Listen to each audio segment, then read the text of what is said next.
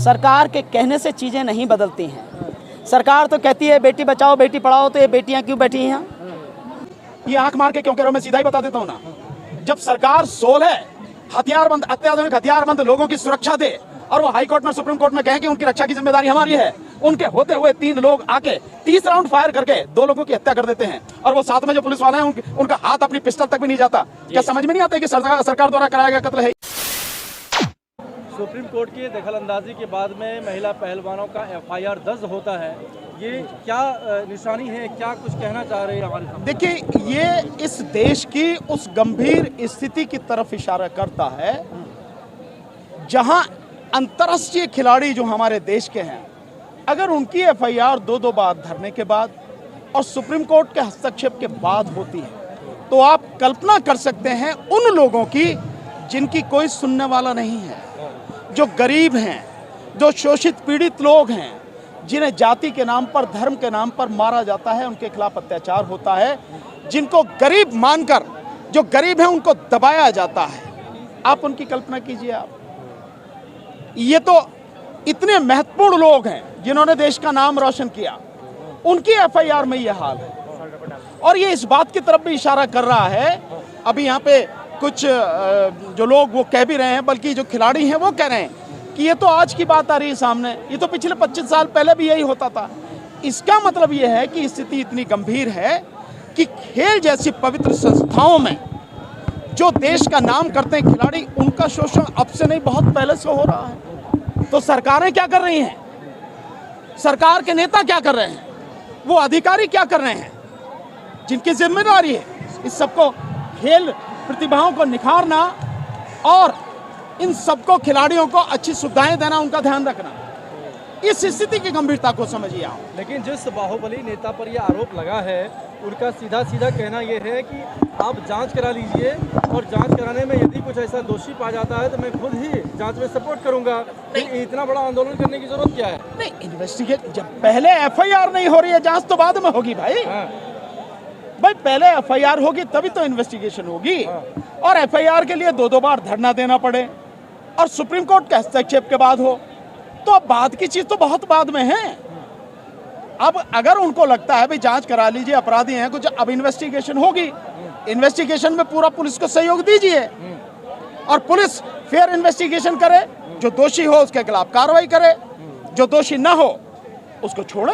वकील साहब, एक सवाल ये है कि जो बैठी हुई है पहलवान, उन्हीं में से एक की बहन ने इनसे आह्वान किया कि आप हट जाइए धरने से, यानी कुल मिलाकर विरोध कर रहे हैं। नहीं, ये उनसे पूछो आप कि तुम क्यों कह रहे हो भाई इनको हटने के लिए, मेरे से मत पूछो ये सवाल। नहीं तो बहन का दर्द बहन नहीं समझ पा रही है तो देश कैसे समझेगा? क्या बात करते हो? इसी देश में कोरोना काल में देखा ना हमने, अपने की शरीर तक को हमने नहीं छुआ, बेटों ने बाप की लाश को नहीं छुआ। किसकी बात कर रहे हो? जिस देश में इतना स्वार्थी इंसान हो वहाँ रिश्तों की आप बात कर रहे हो? ये रिश्ते सब भी मतलब के लिए होते हैं अधिकतर। तो सर क्या तो कहाँ कैसे पॉलिटिकल कोरोना समझ लिया? मुझे नहीं पता कि क्या समझ लिया क्या नहीं हुआ, लेकिन लोगों की विचारधारा अपनी होती है, अपने स्वार्थ होते हैं। कौन किस वजह से क्या बात कह रहा है, या किससे किस वजह से कहलवाई जा रही है, किसी दबाव से कहलवाई जा रही है, या कोई ऐसी बात है? जिस बाहुबली के ऊपर 38 मुकदमे दर्ज हों और उनके ऊपर जब ये 6 दिन के बाद में एफआईआर दर्ज होता है, तो क्या मुकम्मल जांच हो पाएगी? मैं तो बहुत पहले से कह रहा हूँ, अगर जांच मुकम्मल होती या इन्वेस्टिगेशन फेयर होती तो पहले ही एफआईआर हो गई होती ना। एफआईआर भी सुप्रीम कोर्ट के हस्तक्षेप के बाद है, और सुप्रीम कोर्ट अगर इसकी बाकायदा देखभाल करे, निगरानी करे, हो सकता है इन्वेस्टिगेशन फेयर हो जाए।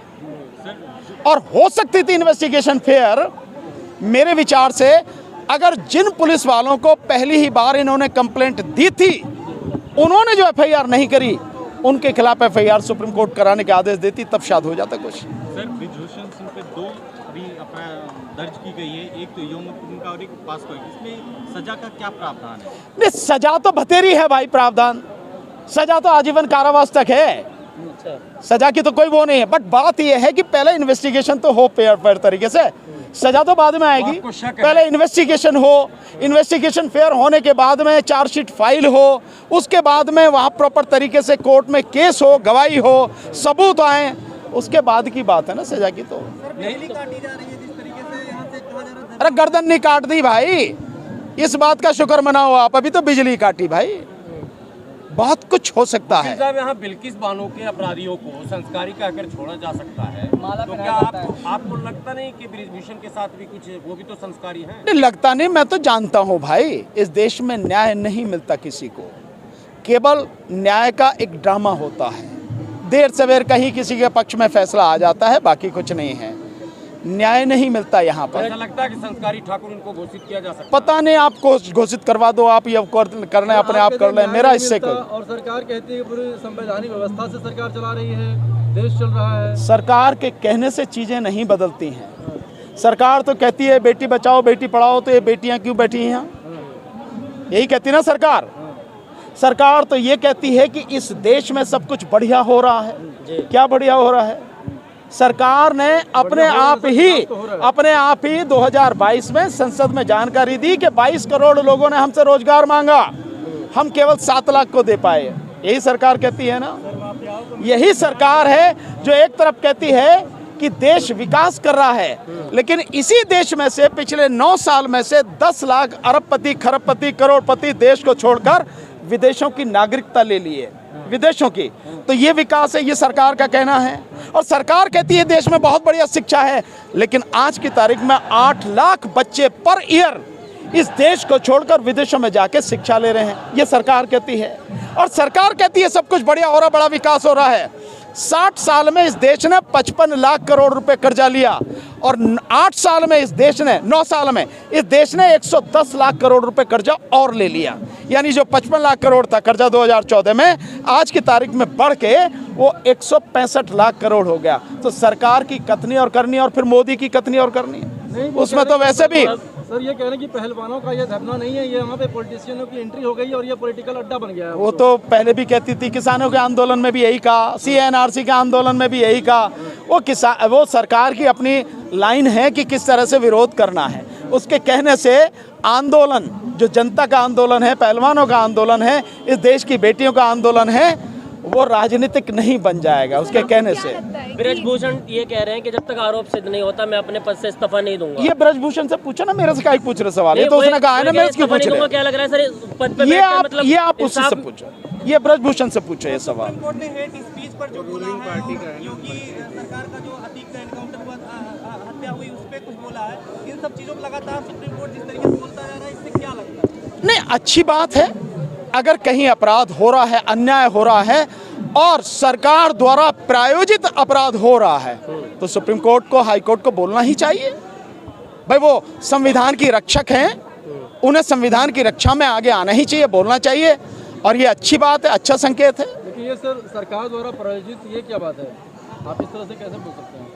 ये आंख मार के क्यों कह रहे हो? मैं सीधा ही बता देता हूँ ना। जब सरकार 16 हथियारबंद, अत्याधुनिक हथियारबंद लोगों की सुरक्षा दे और वो हाई कोर्ट में, सुप्रीम कोर्ट में कहें कि उनकी रक्षा की जिम्मेदारी हमारी है, उनके होते हुए 3 लोग आके 30 राउंड फायर करके 2 लोगों की हत्या कर देते हैं, और वो साथ में जो पुलिस वाले हैं उनका हाथ अपनी पिस्टल तक भी नहीं जाता, क्या समझ में नहीं आता है कि सरकार द्वारा कराया गया कत्ल है ये? 40 साल में माफियाओं का आतंक था, उसका अंत हो गया। ओह बिल्कुल, तो सरकार माफिया बन गई अब है, सरकार माफिया बन गई। तो आप भी यही कहेंगे, तो कल अगर आप माफिया बने तो आपके खोपड़ी में इसी तरह से गोली उतार देनी चाहिए। यही कह रहे हैं ना आप? इस देश में कानून का, संविधान का राज है या नहीं? होना चाहिए, नहीं होना चाहिए?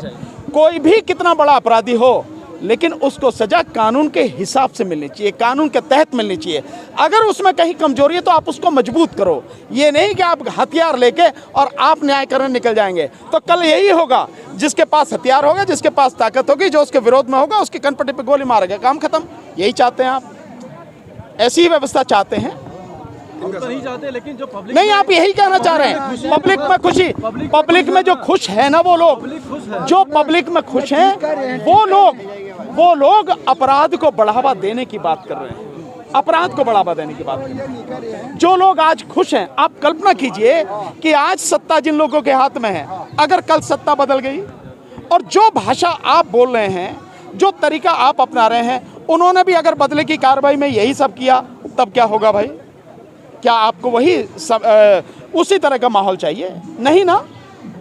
माहौल जो भी हो कितना भी बड़ा अपराधी हो, कुछ भी हो, संविधान और कानून के तहत ही कार्रवाई होनी चाहिए। सर, लोगों के लिए क्या मैसेज देना चाहिए अभी जो नहीं, लोगों के लिए मेरा सीधा मैसेज है, इस देश के लोगों को जहां कहीं भी अन्याय हो रहा है उसके खिलाफ आवाज उठानी चाहिए, चुप नहीं बैठना चाहिए।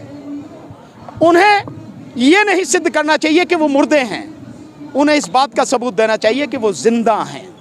और जिंदा लोग चुप नहीं रहते, आवाज उठाते हैं, लड़ते हैं, संघर्ष करते हैं। और एक और मैसेज, रुक जाओ अभी, काटो मत, बढ़िया, सबसे बढ़िया मैसेज है कि जो सरकार आज की तारीख में ये सब कुछ कर रही है, जो अपराधियों को संरक्षण दे रही है, 2024 में सरकार को उखाड़ के फेंको। और सरकार को उखाड़ने का तरीका है कि ईवीएम को उखाड़ के फेंको। पहले ईवीएम उखाड़ो, फिर बैलेट पेपर से चुनाव करवाओ, और फिर इस सरकार को उखाड़ कर फेंको, तभी देश बचेगा, नहीं तो कुछ बचेगा नहीं। सरकार नहीं सुनने वाली है। अच्छी अच्छी सरकारें आई, यही सरकार किसान आंदोलन में सुना कि नहीं सुना? 13 महीने के बाद 13 महीने, कोई क्या दिक्कत है? इससे पहले भी आवाज इसी एनआरसी में सुना कि नहीं सुना?